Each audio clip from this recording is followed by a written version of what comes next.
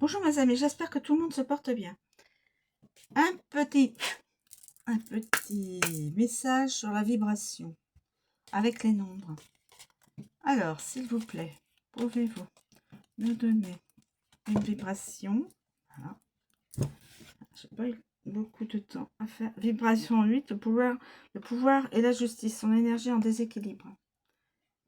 Le pouvoir et la justice.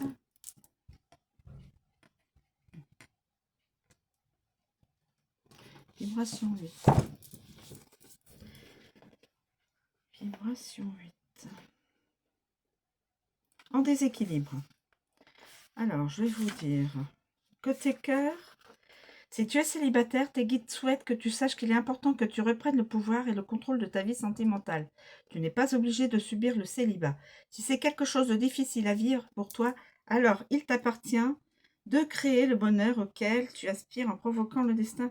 Tu peux par exemple t'inscrire sur un site de rencontre, sortir avec des amis pour étendre le cercle de tes connaissances, ou encore t'inscrire à de nouvelles activités. Ose affirmer ce que tu désires, fais preuve de force et de courage, montre-toi audacieux et impulse les changements que tu espères en te mettant en action. On te demande de rester vigilant par rapport à une éventuelle rencontre à venir, à moins que cette personne ne soit déjà dans ta vie. Il est question ici de quelqu'un qui pourrait chercher à avoir une certaine emprise sur toi et faire usage de la violence physique ou psychologique pour prendre le contrôle. Si tu es déjà dans ce genre de situation, maltraitance, dépendance affective, difficulté pour se positionner face à l'autre, etc.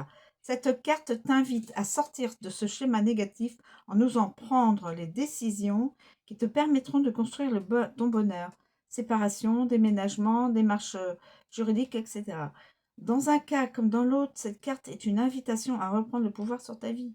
Il n'est pas question ici de rentrer dans un rapport de force avec ton ou ta future partenaire, mais simplement de lui faire comprendre où se situent les limites à ne pas franchir. Tu n'es pas obligé de tout accepter. Tu es seul maître de ton destin. Il t'appartient de créer ton bonheur.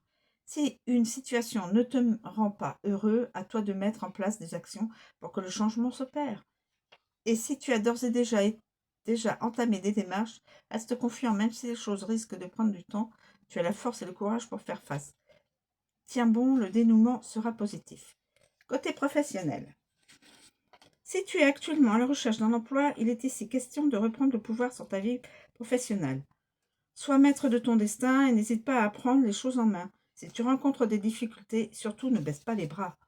Si actuellement ta condition professionnelle ne te permet pas d'être pleinement épanoui, que tu ne te sens pas toi-même, que tu te sens empêché de prendre ta place ou que tu subis des injustices, harcèlement d'un collègue ou d'un supérieur, d'un client, violence psychique ou physique, actes malveillants, vol d'idées ou de projets, tes guides t'invitent à reprendre le pouvoir et à agir au plus vite pour sortir de cette situation.